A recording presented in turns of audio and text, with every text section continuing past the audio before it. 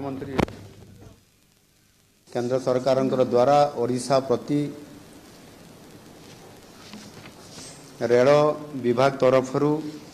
एवं रेलर विकास पाई ओडिशार आर्थिक उन्नति आसवा रेलर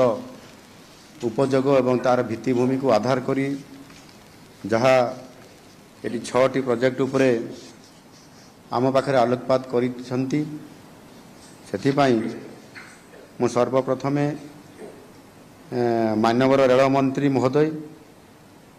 एवं अन्य समस्त बंधुगण माननीय सांसदगण जो मैंने ये उपस्थित अच्छा आज भिसी कार्यक्रम रे मु मुख्यमंत्री हिसाब रे माननीय प्रधानमंत्री को सर्वप्रथमे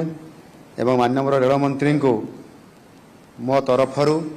तथा ओडिशावासी तरफरु अनेक अनेक शुभेच्छा और अभिनंदन देवा सहित मु जो ओडिशा पाई आपण 6टी प्रोजेक्ट गुरुत्वपूर्ण प्रोजेक्ट दक्षिण ओडिशा सहित पश्चिम ओडिशार संयोग एवं उत्तर ओडिशा रे केउंझर मयूरभंज सहित एवं झारखंड सहित जो संयोगकरण करिबारे आपण बहुत बड़ भूमिका नहीं एवं सेथिपाई मो ओडिशा सरकार तरफरु एवं ओडिशावासी तरफरु आपण को कृतज्ञता जनाउछि। निश्चित भाव में